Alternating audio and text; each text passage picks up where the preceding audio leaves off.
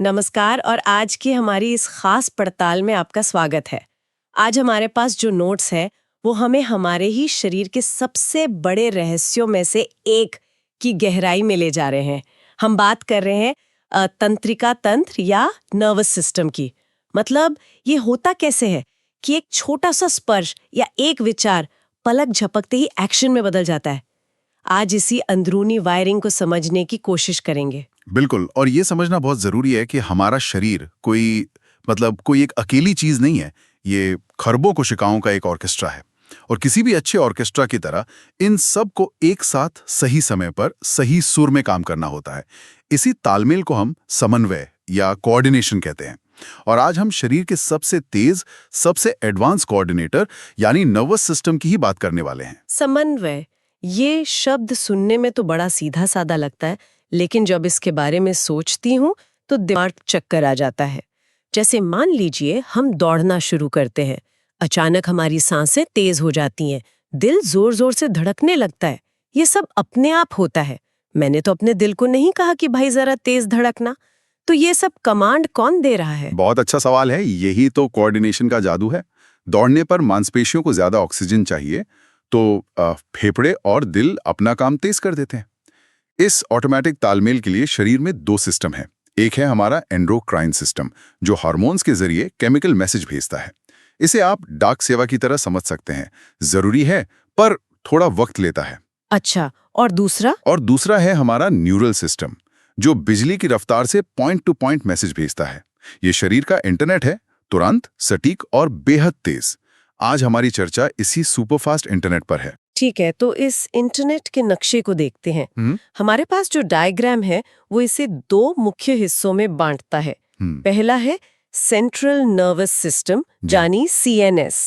इसमें हमारा दिमाग और रीढ़ की हड्डी आते हैं। तो क्या ये हमारे शरीर का मेन सर्वर या कमांड सेंटर हुआ? बिल्कुल सही शब्द है, कमांड सेंटर। जी। सारी जानकारी यहीं प्रोसेस होती है और सारे बड़े फैसले यहीं लिए जाते हैं। और इस कमांड सेंटर को बाकी शरीर से जोड़ने वाले तारों का जो पूरा नेटवर्क है उसे कहते हैं पेरिफेरल नर्वस सिस्टम जी, या PNS। पेरिफेरल नर्वस सिस्टम जी। ये PNS एक टू वे स्ट्रीट की तरह है। ये शरीर के अलग अलग हिस्सों से जानकारी जैसे तापमान, दबाव, दर्द CNS तक लाता है और CNS से कमांड वापस मांसपेशियों और ग्रंथियों तक ले जाता है। अच्छा, और मैं देख रही हूँ कि PNS भी आगे दो हिस्सों में बटा है। एक है सोमैटिक सिस्टम, जो कंकालीय पेशियों को कंट्रोल करता है। मतलब जब मैं अपना हाथ हिलाने का फैसला करती हूँ तो ये सोमैटिक सिस्टम काम कर रहा है। ये मेरी मर्जी से चलता है। हाँ, ये हमारी ऐच्छिक क्रियाओं यानी वॉलंटरी एक्शंस का सिस्टम है। लेकिन दूसरा हिस्सा और भी ज्यादा दिलचस्प है, ऑटोनॉमिक नर्वस सिस्टम। जैसा कि नाम से ही पता चलता है, ये ऑटोमेटिक है। ऑटोमेटिक कैसे?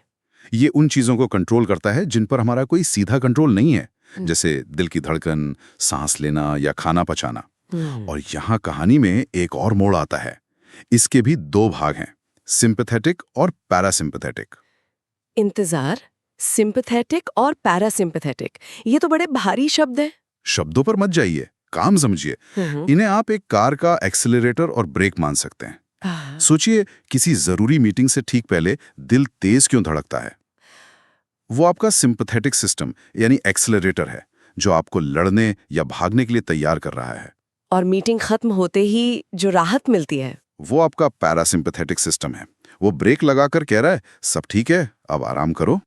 ये दोनों सिस्टम हर पल हमारे एहसास और अनुभव को कंट्रोल कर रहे हैं। वाह, ये तो कमाल का उदाहरण है। अब ये सब बातें एक बड़े नेटवर्क की हैं, लेकिन इस नेटवर्क का सबसे छोटा, सबसे बुनियादी हिस्सा क्या है? वो एक तार असल में है क्या? हमारे नोट्स में न्यूरॉन का जिक्र है। बिल्कुल, न्यूरॉन ही इस पूरे सिस्टम की आत्मा है। ये वो कोशिका है जो संदेशों को असल में ढोती है। एक न्यूरॉन को आप एक सूचना रिले स्टेशन की तरह समझ सकते हैं। इसके मुख्य 3 हिस्से होते हैं। पहला, इसके पास डेंड्राइट्स नाम के कई छोटे छोटे एंटेना होते हैं जो आसपास के न्यूरॉन से सिग्नल पकड़ते हैं। ठीक है, एंटेना ने सिग्नल पकड़ लिया, फिर क्या? फिर वो सिग्नल जाता है सेल बॉडी के पास, जो उस स्टेशन का प्रोसेसर है। ये तय करता है कि सिग्नल कितना मजबूत है और क्या उसे आगे भेजना है या नहीं। अगर फैसला हाँ में होता है तो सिग्नल को एक लंबे केबल, जिसे एक्सॉन कहते हैं, पर आगे भेज दिया जाता है। सिग्नल पकड़ो, प्रोसेस करो और आगे भेजो। एकदम। डेंड्रॉइड्स, सेल बॉडी और एक्सॉन। और ये एक्सॉन भी अलग-अलग तरह के होते हैं। नोट्स में माइलिनेटेड और नॉन माइलिनेटेड लिखा है। इसका क्या मतलब हुआ? क्या ये केबल की क्वालिटी जैसा कुछ है? आप इसे बिल्कुल सही समझिए। कुछ एक्सॉन्स पर एक खास चर्बी की परत चढ़ी होती है जिसे माइलिन शीथ कहते हैं। ये एक बिजली के तार पर लगे प्लास्टिक इंसुलेशन की तरह काम करती है। इसकी वजह से सिग्नल लीक नहीं होता और अविश्वसनीय तेजी से कूद कूद कर आगे बढ़ता है। इन्हें माइलिनेटेड एक्सॉन्स कहते हैं। और जिन पर ये परत नहीं होती? वो नॉन माइलिनेटेड कहलाते हैं और उनमें सिग्नल धीमा चलता है। हमारे दिमाग और रीढ़ की हड्डी में तेजी से काम करने के लिए ज्यादातर माइलिनेटेड एक्सॉन्स ही होते हैं। ओके, तो अब सबसे बड़े सवाल पर आते हैं। ये सिग्नल या संदेश है क्या? क्या ये कोई छोटी सी चिट्ठी है जो दौड़ रही है, या ये बिजली का करंट है? ये एक न्यूरॉन पर सफर कैसे करता है? ये बिजली का ही एक रूप है, लेकिन वैसा नहीं जो हमारे घरों में दौड़ता है। ये एक इलेक्ट्रोकेमिकल सिग्नल है। इसे समझने के लिए चलिए एक स्टेडियम में दर्शकों की लहर यानी मैक्सिकन वेव का उदाहरण लेते हैं। जब कोई न्यूरॉन आराम कर रहा होता है, उसे रेस्टिंग पोटेंशियल कहते हैं।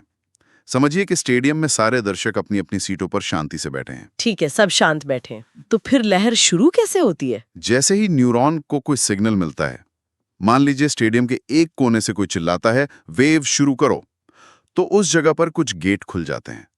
इन गेट से सोडियम आयंस मतलब Na+ आयन तेजी से न्यूरॉन के अंदर भागते हैं। जैसे ही अंदर आते हैं, वो अपनी सीट से खड़े होकर हाथ ऊपर कर लेते हैं। इसे कहते हैं डीपोलराइजेशन। और फिर ये लहर आगे बढ़ती है? बिल्कुल।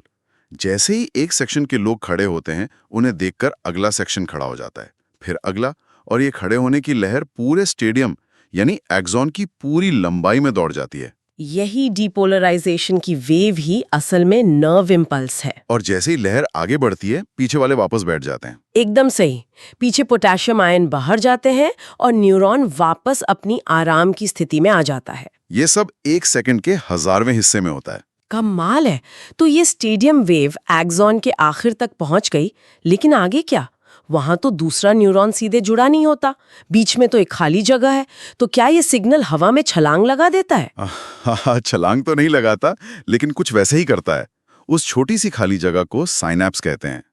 जब हमारी स्टेडियम वेव या इलेक्ट्रिक सिग्नल एक्सॉन के टर्मिनल पर पहुंचता है, तो वो वहां मौजूद छोटी छोटी थैलियों को धक्का देता है, जिनमें न्यूरोट्रांसमिटर्स नाम के केमिकल मैसेंजर भरे होते हैं। मतलब ये इलेक्ट्रिक सिग्नल अब केमिकल सिग्नल में बदल जाएगा? एकदम सही। ये केमिकल मैसेंजर उस साइनैप्स वाली खाली जगह में छोड़ दिए जाते हैं। वे तैरकर दूसरे न्यूरॉन के एंटेना तक पहुंचते हैं और वहां बने खास तालों में अपनी चाबी लगा देते हैं। जैसे ही ये ताला चाबी मिलते हैं, अगले न्यूरॉन में एक नया इलेक्ट्रिक सिग्नल, एक नई स्टेडियम वेव शुरू हो जाती है। और इस तरह संदेश एक न्यूरॉन से दूसरे तक पहुंच जाता है। ये तो एक अविश्वसनीय रूप से जटिल रिले रेस जैसी है, जो हर पल हमारे अंदर चल रही है। तो हमने ये तो समझ लिया कि सिग्नल कैसे दौड़ता है, पर ये सारे सिग्नल जा कहाँ रहे हैं? वो कौन है जो इन लाखों करोड़ों संदेशों का मतलब निकाल रहा है? अब बात करते हैं कमांड सेंटर की, मानव मस्तिष्क। इसे 3 परतों वाली एक झिल्ली, जिसे मेनिंजीज कहते हैं, ने ढक रखा होता है। हम इसे मोटे तौर पर 3 हिस्सों में बांट सकते हैं: अगला दिमाग, बीच का दिमाग और पिछला दिमाग। जब हम आमतौर पर दिमाग की बात करते हैं, तो क्या हम असल में अगले दिमाग के सबसे बड़े हिस्से सेरेब्रम की ही बात कर रहे होते हैं? क्या यही वो हिस्सा है जो सारी भारी भरकम सोच, याददाश्त और सीखने का काम करता है? बिल्कुल, सेरिब्रम ही हमारी चेतना का केंद्र है। ये 2 हिस्सों या गोलार्धों में बटा होता है। इसकी जो बाहरी परत है, जिसे सेरिब्रल कॉर्टेक्स कहते हैं, वही असली ग्रे मैटर है जिसके बारे में हम सुनते हैं। यहीं पर हमारी यादें बनती हैं, भाषा समझी जाती है और मुश्किल समस्याओं को सुलझाया जाता है। और इसी अगले दिमाग में थैलेमस और हाइपोथैलेमस भी होते हैं? जी। हाइपोथैलेमस, ये नाम सुना हुआ है। क्या ये हमारे शरीर का थर्मोस्टेट है जो तापमान कंट्रोल करता है? थर्मोस्टेट के साथ साथ ये हमारा इमोशनल कंट्रोल पैनल भी है। भूख, प्यास, गुस्सा, खुशी, ये सब काफी हद तक यहीं से नियंत्रित होता है। ये एक छोटे बॉस की तरह है जो शरीर के कई जरूरी फंक्शंस पर नजर रखता है। ठीक है, तो ये तो हुआ सोचने और महसूस करने वाला दिमाग। फिर पश्चिमंश यानी हाइंड ब्रेन में क्या होता है? नोट्स में सेरिबेलम और मेडुला का जिक्र है। अगर सेरिब्रम हमारे शरीर का CEO है, तो सेरिबेलम उसका सबसे काबिल फिजिकल ट्रेनर है। इसका मुख्य काम है शरीर का संतुलन और तालमेल बनाना। जब आप साइकिल चलाती हैं या कोई वाद्य यंत्र बजाती हैं, तो मांसपेशियों का जो सटीक तालमेल चाहिए होता है, वो सेरिबेलम जी ही देन है। मैंने सुना है कि अगर कोई बहुत ज्यादा शराब पी ले तो उसका चलना फिरना लड़खड़ाने लगता है। क्या इसका असर सीधे सेरिबेलम पर होता है? आपने बिल्कुल सही पॉइंट पकड़ा है। अल्कोहल सबसे पहले सेरिबेलम के फंक्शन को ही धीमा करता है। यही वजह है कि संतुलन और शारीरिक तालमेल बिगड़ जाता है। ये इस छोटे से हिस्से की अहमियत का एक सीधा सबूत है। और हाइंड ब्रेन का दूसरा जरूरी हिस्सा है मेड्यूला, जो रीढ़ की हड्डी से जुड़ा होता है। ये हमारे शरीर का लाइफ सपोर्ट सिस्टम है। लाइफ सपोर्ट सिस्टम मतलब ये उन कामों को कंट्रोल करता है जिनके बिना हम एक पल भी जिंदा नहीं रह सकते, जैसे सांस लेना, दिल की धड़कन, ब्लड प्रेशर। ये सब ऑटोमेटिक काम मेड्यूला के जिम्मे है। मेड्यूला, पॉन्स और मिड ब्रेन मिलकर ब्रेन स्टेम बनाते हैं, जो दिमाग को बाकी शरीर से जोड़ने वाला मुख्य हाईवे है। तो अगर हम आज की पूरी चर्चा को समेटें, तो कहानी एक छोटे से आयनिक बदलाव से शुरू हुई, जो एक स्टेडियम वेव बनकर दौड़ी। माइलिन की परत ने उसे सुपरफास्ट बना दिया।